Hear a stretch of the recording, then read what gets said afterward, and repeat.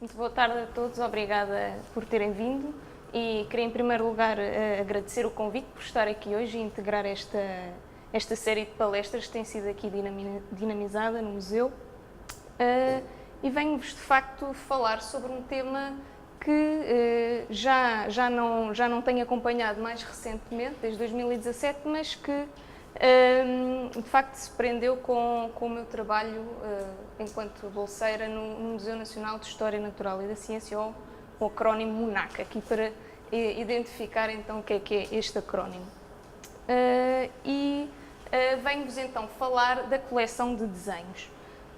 Ora, a coleção de desenhos do museu está dividida em dois núcleos. Há um primeiro núcleo, que é este núcleo aqui, destes desenhos do nosso lado direito, que diz respeito às viagens filosóficas que foram encetadas durante o século XVIII pela coroa portuguesa e são, sobretudo, desenhos que representam fauna e flora, mas também, por exemplo, a atividade dos naturalistas enquanto coletavam, portanto, com um intuito muito preciso de documentar o que existia sob a alçada da coroa portuguesa, de conhecer numa altura em que, claro, não havia fotografia para documentar, e o desenho adquire bastante importância neste contexto. Estes desenhos das viagens dizem sobretudo respeito às viagens que foram feitas ao Brasil, à Amazónia e à Angola. E este primeiro núcleo engloba também um conjunto de desenhos, sobretudo de aves, que está anotado da pena do Dom Pedro V. O segundo núcleo é outro desenho, é um dos exemplos deste núcleo, diz respeito à coleção que proveio do ensino do desenho ministrado, quer na Escola Politécnica, quer na Faculdade de Ciências, que são as instituições que antecederam o MUNAC. E esta coleção, de facto, é um pouco menos conhecida, é menos divulgada. Sobre o primeiro núcleo das viagens setecentistas tem havido bastante investigação. Houve um projeto até que decorreu no museu para catalogação e identificação dos autores, das representações, das ligações com as viagens. Portanto, é um núcleo bastante bem mais documentado do que este outro, que decidi então hoje trazer-vos aqui a esta sessão. E de facto este núcleo, embora mais menosprezado entre aspas, tem afinidades com outros, por exemplo aqui este que está patente agora nesta exposição, aqui no Instituto Superior Técnico, mas por exemplo também, só para vos dar um exemplo, o Museu do Instituto Superior de Engenharia do Porto, que também tem um núcleo bastante considerável de desenhos, acho que são cerca de 3.000, decorrente desta prática do ensino oitocentista.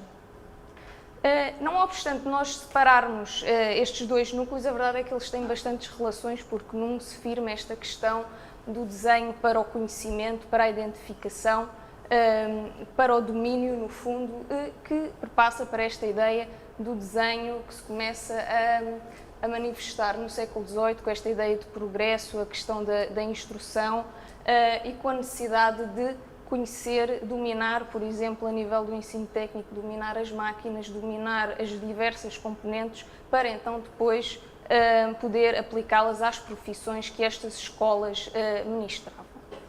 Eu decidi dividir esta apresentação em dois momentos. Um primeiro momento mais de contextualização histórica, de percebermos as instituições, os programas da cadeira de desenho, não tantas pessoas, porque enfim isto dava muito material aqui para falar, mas apenas para termos uma ideia, e depois falar um pouco da coleção em si, do que é que ela é hoje em dia e o que é que nos chegou aos dias de hoje.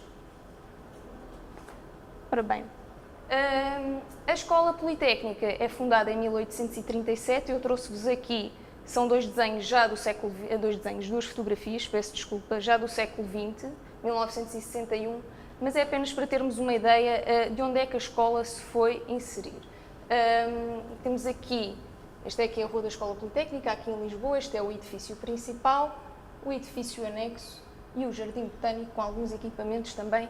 Peço só para terem esta imagem na cabeça, porque vou falar de alguns pontos mais à frente. E aqui o edifício. Ora, a escola, quando é fundada, inscreve-se numa necessidade que se verificava de preparar uma elite que fosse de cariz militar, portanto, que fosse enquadrar os quadros do Estado para a gestão do território nesta ideia progressista, com o Passos Manuel, com o Visconde Sá da Bandeira, que é quem assina o documento fundador da escola. Portanto, esta ideia de criar uma escola de preparação. A escola politécnica era uma escola que servia de base para os cursos futuros que se podiam, que estes alunos vinham a fazer. Por exemplo, havia preparação para carreiras militares, a Marinha, mas também havia um curso geral, pretendia-se também esta noção do curso geral, preparação, por exemplo, para a escola médico-cirúrgica ou para a veterinária ou até para questões mais ligadas à economia ou ao direito administrativo. Portanto, havia toda esta agenda política por trás na criação da escola politécnica. Em termos de instalações, a escola politécnica vai se inserir nesta área, onde já tinha funcionado o noviciado da Cotovia, o noviciado jesuíta, tinha funcionado o Real Colégio dos Nobres, e então, em 1837, vai para as instalações que existiam, que não eram estas. Existia um outro edifício que vai arder em 1843 e então o edifício que acaba por ser levantado nesta altura é este edifício de traça neoclássica. É da autoria de dois engenheiros, um deles foi professor na escola depois de desenho, o Pierre-Joseph Pézerat, e então aqui, a partir dos anos 70, 80 do século XIX, então, que se começa a desenrolar o ensino aqui neste edifício. Ora bem, com a criação da escola, há 10 cadeiras dedicadas à matemática, às físico-químicas, astronomia, mecânica, ciências naturais e também a economia e o direito administrativo. A cadeira de desenho foi criada nesta altura também e funcionava como um complemento a estas 10 cadeiras. Portanto, qualquer curso que fosse ministrado não, mas que fosse absolvido pelos alunos, em qualquer um destes cursos eles eram obrigados a ter de frequentar a cadeira de desenho e, para a frequentar, tinham já de ter bases a nível do desenho linear. Portanto, era preciso já ter alguma preparação antes de entrar na escola. E então são criadas estas disciplinas no âmbito do desenho. O desenho linear, convenientemente desenvolvido, os princípios gerais de desenho de figura, de plantas, de animais e outros produtos da natureza e a representação de instrumentos, máquinas e aparelhos.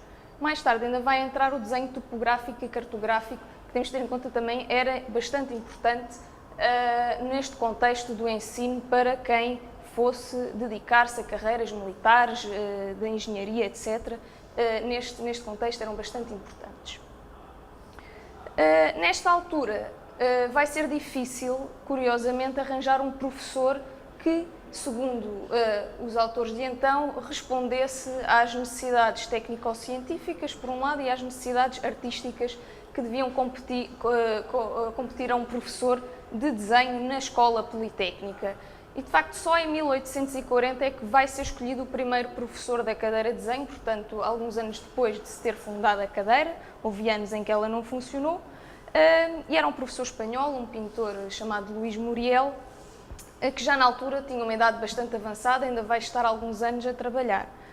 Curiosamente, quando a cadeira foi criada, havia a intenção de haver 2 professores, um ordinário e um assistente, e isto foi muito difícil de se concretizar durante estes primeiros anos da faculdade. Houve alguns concursos, mas aparentemente não conseguiram funcionar com estes 2 professores. Portanto, os professores, pelo que se relata, iam trabalhando até uma idade muito avançada e depois muitos deles aparentemente tiveram dificuldades a nível económico, debilidades de saúde, e isso é relatado de uma forma até um pouco trágica numas memórias que há da cadeira de desenho, e isto acabou por ser a realidade. Isto apenas para dar uma ideia, estes são alguns dos programas da cadeira de desenho, apenas para termos uma ideia então do que é que era ministrado. São aqui 3 datas, há mais programas, eu pus aqui só estes para nos dar uma ideia.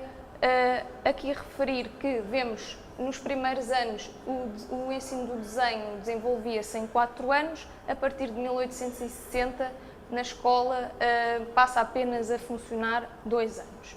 E temos aqui exercícios de desenho linear, as noções de perspectiva, a questão das aguadas e das cores, a teoria das sombras, etc. Isto são tudo matérias que vão sendo continuadas até bem depois da existência da escola, com a implementação da faculdade. Os programas acabam por ser um pouco remodelados, com também o avançar do ensino e com a distribuição das várias cadeiras.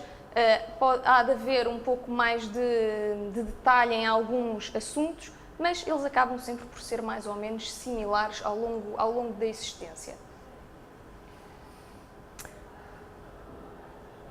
É em 1911, no ímpeto republicano de mudar a instrução e de trazer, então, definitivamente o ensino universitário para Lisboa, mas também para o Porto. Não nos esqueçamos que o monopólio do ensino universitário era em Coimbra, nesta altura, e há então esta vontade de criar uma instituição universitária em Lisboa. Uma das faculdades que foi criada foi a Faculdade de Ciências, que é então a herdeira natural da Escola Politécnica. E é curioso porque, embora houvesse esta vontade de corte com o passado, esta ideologia muito republicana, a verdade é que a escola, nos seus primeiros anos, acabou por ser uma natural herdeira e sucessora, a escola não, a faculdade, peço desculpa, uma natural sucessora da escola. Tinha os mesmos professores, tinha as mesmas cadeiras, os mesmos programas, portanto as coisas iam-se mantendo.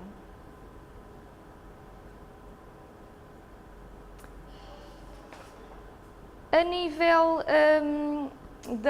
do ensino, há a criação de uma série de secções na faculdade. Há 3 secções e estas eram estabelecidas de forma hierárquica, ou seja, a primeira secção era das ciências matemáticas, a segunda das ciências físico-químicas e, em último lugar, as ciências naturais. O desenho, nesta altura, vai-se compassar com este ensino e vão ser criados cursos subsidiários a estas cadeiras. Ia-vos só referir uma coisa que me esqueci, mas queria referir porque acho que é interessante. Antes da passagem para a faculdade, eu peço desculpa de fazer este parênteses, mas é engraçado que antes da passagem para a faculdade houve uma intenção de fazer com que o ensino do desenho em Lisboa, Porto e Coimbra fosse equiparado.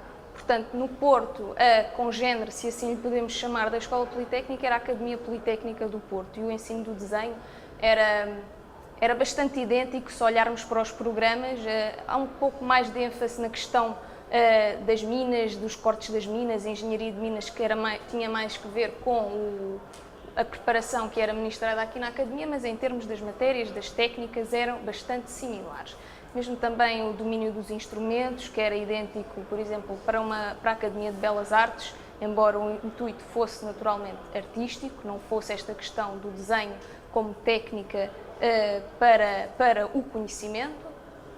E então, no final, já nesta passagem, já para o século XX, há uma intenção de equiparar este ensino e há uma diretiva para a Escola Politécnica que devia assumir o regulamento de desenho da Academia Politécnica, e há um professor, que é o professor Chiapa Monteiro, que se vai opor a isto e aparentemente isto não foi para a frente. E o Chiapa Monteiro foi de facto uma pessoa importante, vou falar dele um pouco mais à frente, porque foi também professor da Geometria Descritiva, da cadeira que é criada um pouco até depois do que a cadeira de desenho, e vai renovar os programas e elas vão andar um pouco a par, e daí que também tenhamos bastantes exemplos na coleção hoje em dia dos desenhos de geometria descritiva e desta aliança destas 2 cadeiras com caráter prático. Voltando então aqui à faculdade, pus aqui alguns momentos das alterações orgânicas da faculdade e tentar perceber então como é que isto se refletia a nível do desenho. O desenho era obrigatório, mas não da mesma forma como era na escola, ou seja, eram cursos subsidiários e que diziam respeito então a cada curso que existia. Por exemplo, o desenho rigoroso, em 1911, não era para todos os bacharelatos que existiam, era para quem estivesse a frequentar o primeiro ano das ciências matemáticas e assim sucessivamente, portanto, eram obrigatórias para determinados cursos, não era para todos os alunos da mesma forma. Isto vai se manter aqui nestas alterações, esta ideia de obrigatoriedade do desenho. Há aqui algumas alterações a nível da nomenclatura. O desenho à vista de plantas e animais passa a desenho biológico em 1926, mas na realidade as matérias são similares. Mesmo com a divisão entre esta cadeira de ciências naturais, que se vai dividir entre geologia para um lado e a biologia para o outro, o ensino acaba por ser comum e, de facto, aqui a primeira grande decisão ocorre em 1964, quando esta nomenclatura de desenho rigoroso, desenho de máquinas, topográfico e biológico, passa então a ser alterado. É criado um curso geral de desenho e um curso complementar de desenho, ambos tinham uma duração anual, e depois estes cursos semestrais de desenho topográfico e desenho biológico, então para os cursos correspondentes. A grande alteração dá-se de facto já nos anos 70, em que desaparecem aparentemente qualquer vestígio da cadeira de desenho e é só implementada esta cadeira de desenho e métodos gráficos que tinha 2 níveis, 1 e 2, e funcionava apenas para o 3º ano da licenciatura de Engenharia Geográfica. Portanto, esta ideia de que o desenho era essencial para qualquer curso que era ministrado na faculdade, nesta altura é completamente posto de parte. Eu parei aqui nos anos 70, porquê? Por uma razão muito específica, é que em 1978 o edifício onde funcionava a faculdade sofre um incêndio. E então decidi, e isto espelha também aquilo que existe hoje em dia na coleção que se preserva no museu. Então decidi terminar aqui esta busca, embora continuando nas orgânicas até hoje em dia certamente se poderiam descobrir mais coisas sobre o desenho, mas decidi parar por aqui.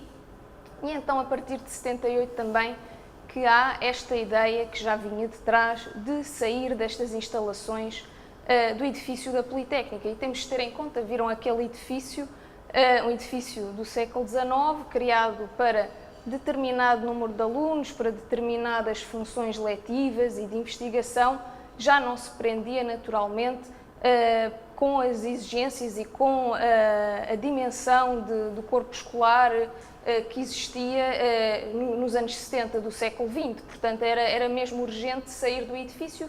Isto acaba por ser o incêndio, aponta um toque para que se comece a sair.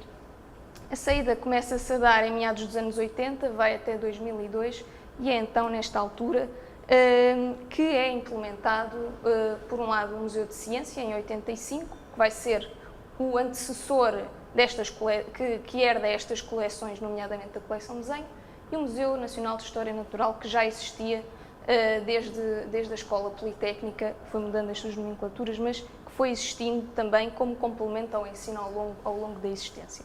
Em 2011, estes 2 museus fundiram-se para dar então origem ao Museu Nacional de História Natural e da Ciência. Aqui tinha só alguns exemplos para vos mostrar esta questão dos programas, não para olharmos em detalhe, mas para focar aqui uma coisa que é importante, que é a questão da ligação com o material de arquivo, com a documentação histórica que existe ainda hoje no museu.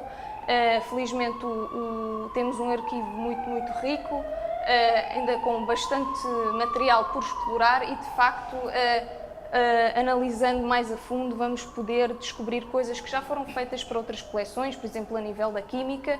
Aqui, a nível do desenho, certamente se vão descobrir muitas coisas, é um trabalho que ainda não foi feito, fui só levantando algumas pistas. De facto, dá para perceber de uma forma mais complexa a evolução da cadeira. Passando aqui à localização física da sala, porque isto era uma coisa que pensámos onde é que se localizava então no edifício o ensino do desenho. Aqui novamente uma planta que é de 61, E a entrada do edifício é por aqui, esta já é a entrada principal do museu, aqui o anfiteatro de Química, estamos no primeiro piso, ou no piso superior, eles chamam-lhe o segundo pavimento, e então a sala de desenho no século XIX foi localizada neste corredor, não se consegue ler, mas aqui diz desenho e ali geometria, também provando aqui que estavam uma junto à outra. Hoje em dia, esta sala é a sala da exposição participativa de Física, ou a Sala Bragança Gil. Não coloquei uma imagem que é para vocês irem lá visitar e conhecerem o espaço. A única imagem que de facto conhecemos da sala de desenho é esta, do ano letivo de 87-88, século XIX, e de facto congela aqui esta ideia do ensino do desenho, nesta altura, com esta organização toda das carteiras, que tinham aqui estes mastros, que tinham números, aparentemente diziam respeito aos alunos, isto não sei se é verdade, li, com os materiais de apoio ao ensino, que também temos alguns no museu, não estes bustos já desapareceram, e a sala toda ornada com estampas, mas também com desenhos dos alunos que eram expostos na sala. É interessante que esta questão da ligação com o arquivo permitiu, por exemplo, encontrar uma referência em que em 1883 foram adquiridas estas mísulas para colocar os bustos e também estes suportes em ferro. Portanto, já em 83 se estava a montar esta sala. Antes terá sido localizada noutro sítio, antes do edifício estar pronto, naquele edifício anexo, mas de facto esta terá sido a localização ao longo do tempo da sala de desenho. Eu vou passar agora para aquela que eu entendi como a segunda parte aqui desta apresentação, que diz respeito então à vida da coleção já em ambiente museológico universitário, como é o do Museu de História Natural e da Ciência. Ora, a coleção terá sido guardada ao longo desta existência no gabinete dos professores e dos assistentes de desenho e, naturalmente, aquilo que podemos de imediato pensar é que certamente era muito maior do que aquilo que é hoje em dia. Mas quer dizer, temos de ter em conta uma série de condicionantes. O incêndio, por um lado, ali aquela zona foi afetada, mas também a questão da permanência, do guardar das provas, porque estes desenhos eram essencialmente os exercícios e as provas dos alunos. Qual seria a obrigatoriedade de guardar estes desenhos, o que é que sucedia, quais é que foram os critérios de seleção. Portanto, isto não temos escritos sobre isto, portanto, são apenas especulações que podemos fazer. No entanto, esta coleção integra então o Museu de Ciência em 85 e entre 85 e 2006 acaba por estar um pouco, enfim, esquecida. Foi acondicionada em reserva, mas não se estudou muito a coleção, havia outras prioridades, estava-se a montar um museu, outras coleções que eram entendidas como mais prioritárias da ação, os instrumentos, os modelos, etc. E, de facto, a coleção foi ficando um pouco guardada. Em 2006, há uma primeira tentativa de resgatar esta coleção, de lhe dar uma nova vida.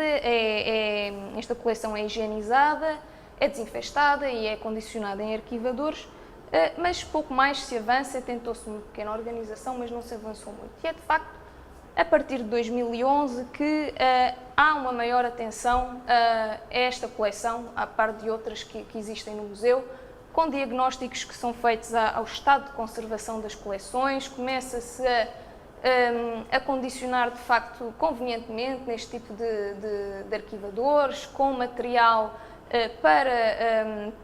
para individualizar os desenhos, por exemplo, alguns que estavam mais degradados, guardados em Melinex, etc. Portanto, há este cuidado também de estarem num ambiente controlado e, por outro lado, a questão de identificar o que existia. Quer dizer, sabia-se que havia um conjunto de grandes desenhos, mas quantos desenhos temos? O que é que representam? Qual é a história destes desenhos? Então, o primeiro passo foi, de facto, iniciar um inventário, tentar perceber, após uma contagem mais geral, iniciar um inventário, e isto foi uma das tarefas que eu tive enquanto estive no MUNAC. E, de facto, foi a partir daqui que tentámos criar um manual, uma forma de equiparar as várias, equiparar não, mas de organizar as várias coleções de uma mesma forma, de termos regras para que tudo fosse mais ou menos fácil de aceder para quem está a estudar a coleção. Neste momento a coleção, o inventário não está terminado a nível do desenho, nem a nível das outras coleções, temos muito para fazer, mas foi iniciado, de facto, há exemplos para quem vier agora a seguir continuar este trabalho e é isso. Olhando aqui para o universo da coleção, são cerca de 800 desenhos que existem e, de facto, as áreas são estas e refletem, cá está, o ensino, os programas que fomos vendo. Portanto, em maior destaque temos o desenho de estátua, de cópia de estampas. A seguir segue-se o desenho topográfico e o desenho de máquinas, mais ou menos equiparado. E depois, em menor número, o dito desenho aplicado às ciências biológicas, a geometria descritiva e, em menor número, a arquitetura e exercícios de, estereotomia. De referir que o maior número de desenhos diz respeito ao tempo da Faculdade de Ciências, com o menor número da escola. No entanto, são cerca de 160 desenhos que não estão nem assinados nem datados. Portanto, exigiria ainda fazer um estudo mais pormenor, tentando através da temática representada, do estilo, etc., tentar ver se consegue identificar a que período é que poderá pertencer. Por outro lado, ainda há um outro grupo de desenhos que eu não incluí aqui nesta contagem. Estes dados refletem a altura em que eu estava no museu, mas de facto, um pouco tempo antes, foi integrado ainda um grupo de desenhos que veio de um outro edifício que faz parte do museu, que não foi ainda inventariado, foi identificado o núcleo e apenas olhando para ele brevemente dá para perceber, por exemplo, a nível da geometria descritiva, aqui estes números vão se alterar porque são muitos e muitos desenhos dedicados a exercícios de geometria descritiva. Portanto, há aqui ainda números por alterar. A nível das técnicas, estes desenhos acabam por atestar tudo aquilo que estava nos programas, como já referi, são sobretudo desenhos a grafite e tinta da China e alguns deles aguarelados, e o suporte é o papel. Aqui um exemplo para vos falar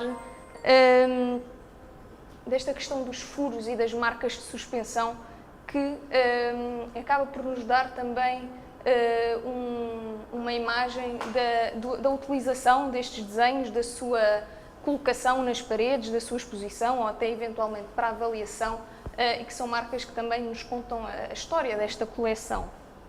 E de facto isto era uma prática comum. Através da documentação, mais uma vez, há uma referência de um relatório ainda no século XIX, em 1860, que ao descrever o mobiliário que existia na sala, diz então que, além dos originais que ornamentavam as paredes, havia 27 quadros e vidros com desenhos feitos pelos alunos do 2º e 3º ano de desenho do ano letivo de 1859 e 60. Portanto, havia esta prática de, imagino eu, selecionar os melhores para exemplo para os próximos alunos que viessem. Vou destacar agora dois núcleos que me parecem interessantes aqui da coleção. O primeiro é este conjunto que foi elaborado a quando de um concurso para professor da cadeira de desenho, porque de facto a maioria dos desenhos são desenhos feitos pelos alunos, não há muitos desenhos dos professores. Este é um núcleo coerente e é interessante porque espelha esta passagem da escola para a faculdade. Os 4 concorrentes foram estes: Ernesto Santos Silva, Artur Chiapa Monteiro, que já falei há bocado, portanto ele já era professor, Francisco Alves dos Santos e Arnaldo Ressano Garcia. Quem vence este concurso é o Francisco Alves dos Santos, que se torna um professor ordinário, e o Arnaldo Ressano Garcia será assistente da cadeira de desenho. Este núcleo é interessante porque temos para cada um dos autores estes 4 exercícios, não temos os 4, mas já vos explico, que foram então realizados para esta prova. Temos os desenhos topográficos, o desenho de máquinas, aqui um motor Bishop, que eu estou em crer que terá sido uma cópia de um instrumento que existia na faculdade, e um desenho de arquitetura em que tinham de idealizar um museu. São todos eles diferentes, claro, cada um tinha a sua criatividade. E o desenho de plantas e animais, como se dizia nesta altura, o único que temos é este do pato do Ressano Garcia, portanto não sabemos o que é que os outros concorrentes terão desenhado a nível de fauna ou flora. O outro núcleo é um conjunto bastante considerável de provas de desenho topográfico também desta altura. Isto é interessante, que é ter também sido guardada estes dois núcleos da passagem para a faculdade. Não sabemos como é que isto ocorreu, mas alguém a determinada altura deve ter achado que era importante preservar esta memória dos inícios da faculdade. E estes conjuntos estão todos organizados por aluno, portanto estão identificados com o nome do aluno e são, em regra geral, 3 ou 4 desenhos, e são interessantes porque nos permitem ver o processo de avaliação, os exercícios que os alunos faziam, e permitem-nos também identificar outras coisas que muitas vezes só conseguiríamos ver se fôssemos cotejar com a tal documentação de arquivo. Temos aqui referências às datas em que o aluno entregou o desenho ou que estava na aula, há alguns em que diz faltou muitas vezes, portanto tem a assinatura do professor, a assinatura do aluno, o ano, portanto os desenhos em si também são um documento riquíssimo que importa também explorar neste sentido. Para além dos desenhos em si, esta coleção tem também os materiais de apoio que serviam de apoio então ao ensino, ao estudo dos alunos. Vimos, por exemplo, na imagem, na fotografia, os bustos que eram utilizados para cópia, as estampas, e de facto os bustos já não chegaram até nós, mas temos um conjunto considerável também de estampas, que são cerca de 500, 550, acho eu. São sobretudo manuais estrangeiros, manuais franceses, o que atesta aqui também a influência do ensino francês a nível do desenho. Este é o conjunto mais considerável deste Le Praticien Industriel, de 1870, mais ou menos, que são manuais que são profusamente anotados, portanto têm referências de como desenhar determinado elemento, como fazer uma aguada, etc. Portanto, são muito detalhados e certamente foram muito utilizados pelos alunos também a nível dos seus estudos. É curioso, coloquei aqui este desenho porque em 1924 ainda eram usados estes manuais, portanto, esta permanência do ensino também aqui visualizado. Por exemplo, o Museu do ISEP, do Instituto Superior de Engenharia do Porto, também tem este tipo de manuais, é o mesmo manual. Nós já não temos este na coleção de desenho, mas através de um desenho que existe conseguimos comprovar que esta estampa também fazia parte, portanto, esta troca de ideias é interessante. Só para terminar esta questão da cópia dos manuais estrangeiros, para mim foi, enfim, não seria uma surpresa porque, olhando para os programas, conseguimos perceber que havia de facto esta prática da cópia da estampa, mas pensando ingenuamente, se calhar, que estavam estes alunos ao pé de um jardim botânico pleno de plantas que se podiam copiar e, no entanto, os desenhos que nós temos de plantas são as cópias das estampas que existem. Não encontrei nenhum desenho que fosse uma cópia fidedigna ou, enfim, não fidedigna de algum elemento natural que existisse no jardim botânico ou dos animais, sim. No primeiro slide que eu coloquei temos ali um animal naturalizado, portanto, isto sim talvez tenha sido prática e até uma coisa que possa ser interessante é olhar para estes desenhos e perceber o que é que foi desenhado e talvez até entender o que é que existia, porque a coleção de zoologia foi realmente muito afetada no incêndio, portanto aqui uma série de coisas que se podem explorar através do desenho. Ali ao lado coloquei um desenho que ainda não está estudado, é deste último núcleo, mas de facto que tem aqui a estampa, só para vos exemplificar também o método da cópia, não é? Com aqui a esquadria e como é que então depois passou ao produto final. No entanto, Há também este núcleo, que é bastante interessante. São estampas que estão coladas sobre cartão e estão assinadas por Marcos Leitão, que foi professor na Escola Industrial Marquês de Pombal, veio a ser também professor do futuro Dom Manuel II e elaborou alguns manuais de desenho, de geometria descritiva, e achei muito interessante esta frase que ele registou, nesta ligação da arte com a ciência, e portanto também aqui mais um material a explorar da coleção, que enfim, isto tem tanta coisa para fazer que nunca deu para fazer tudo o que tínhamos intenção. Mas a própria escola e a própria faculdade tinham uma oficina de litografia que era bastante usada pelos professores para dar os exercícios aos alunos. Pus aqui 2 exemplos, só um do tempo da Escola Politécnica, do Chiapa Monteira, diz respeito à teoria das sombras, e aqui em baixo um exemplo para o curso de desenho rigoroso, já com Alves dos Santos a desenhar. Isto é completado por este tipo de estampas e temos algumas, não são muitas, matrizes litográficas que eram então usadas na oficina de litografia da escola. Outra coisa que é muito interessante e que mais uma vez vem reforçar esta ideia do desenho como documento é este desenho que tem a inscrição cópia de um modelo existente na aula de Física. Portanto, não havia só a cópia de estampa, havia sim a cópia de instrumentos que existiam, ou de modelos, neste caso, e que nos permite também fazer o inverso. Lá está, como eu referi, por exemplo, para a zoologia, perceber que terá existido, no tempo da Escola Politécnica, um modelo destes que já não existe hoje em dia. Portanto, aqui também fazer um pouco, uma recolha daquilo que terá existido e que já não existe. Portanto, recuperar aqui uma memória de coisas que já não nos chegaram, mas que terão, de facto, feito parte da vida da escola e da faculdade. Na questão dos materiais de apoio ao ensino, mais uma vez, esta ideia da recolha através da documentação, que nos permite, por exemplo, averiguar a compra através das listas de despesa, aqui a compra de estampas e ali muito identificadas, quem eram as casas a que se comprava, o que é que se comprava, quando é que se comprou, e portanto isto é todo um exercício que ainda está por fazer, de tentar fazer estas ligações.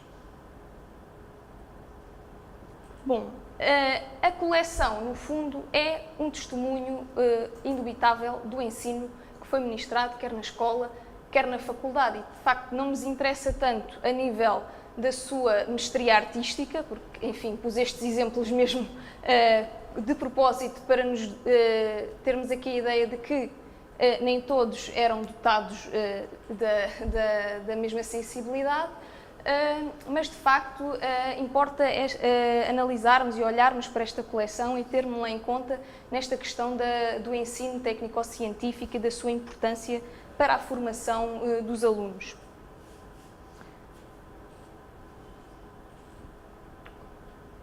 Vou terminar daqui a pouco dizendo que esta questão do ensino, fomos vendo, por exemplo, nos programas a partir de 71, houve aquela alteração da redução da cadeira para os métodos de desenho e métodos gráficos, e de facto hoje em dia, se formos ver os currícula da Faculdade de Ciências, para não ir mais longe, não existe uma cadeira de desenho ou uma noção de desenho, pelo que eu me apercebi com as pessoas com quem fui conversando. Existem sim alguns cursos livres, esporádicos, alguns até vão acontecendo no museu, mas de facto a prática do desenho à mão aparentemente perdeu-se na especialização que foi ocorrendo a nível do ensino superior.